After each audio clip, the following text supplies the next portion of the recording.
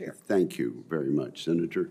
And Senator Banks is next. Thank you, Mr. Chairman, and congratulations, Mr. Phelan. You have been nominated to my dream job, the Secretary of the Navy, and I don't think in my lifetime it's ever been more important that we have a leader like you to make the Navy great again, make it strong again. It's especially important to me because I wore the uniform and served as a Navy Reserve officer for 10 years, and I wanted to ask you from the outset, have you thought a lot about the importance of the reserves and making sure that the Navy Reserves remains a strong component of the United States Navy?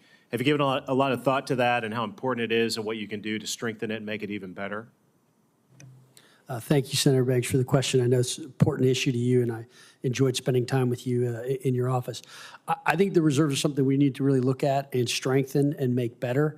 I think it's kind of, what I've heard, again, not in there, it's that the reserves are kind of an afterthought a little bit today in today's Navy, and that's a mistake. And I think you've seen reserve forces used with great efficacy in the Marines and in some of the other service branches.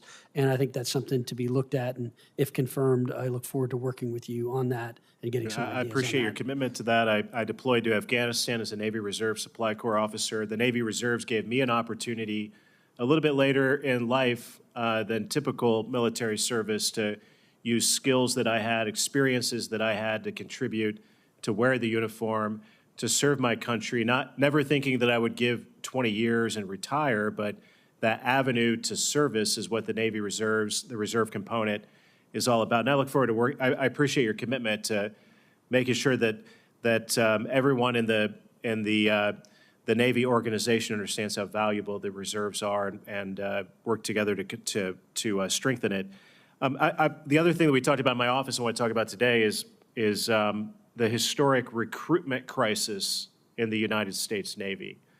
In the over 50 years of an all-volunteer force, the Navy's missed the mark year after year under the last administration.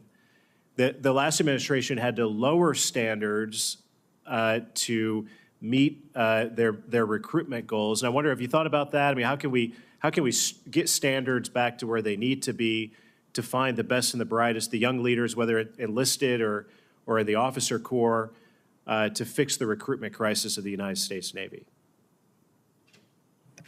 Thank you for the question, Senator.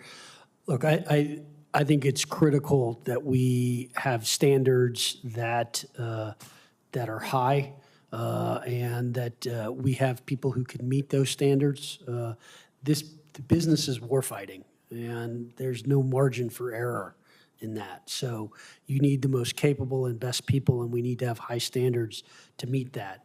I think that there are some things to learn from some of the other services in terms of what they've done recruiting-wise. I think the Marines in particular have done a very effective job at it. What I understand is the Marines put some of their best leadership into the recruiting role, and that's one of the reasons why they do so well with it. So I'm going to try to adapt some of the best practices we get from other services and from my business experience in how to attract and retain talent. A lot of it is making sure that you whatever the job may be, that you kind of have the appropriate skill sets mapped out, and then you try to hire that person. And I think that's really an important thing. And I think one of the important things, what I've learned in business, is you always wanted to hire the person for tomorrow, not for today. And what happens to a lot of organizations is you hire for that immediate need, and then that person can't grow to that job.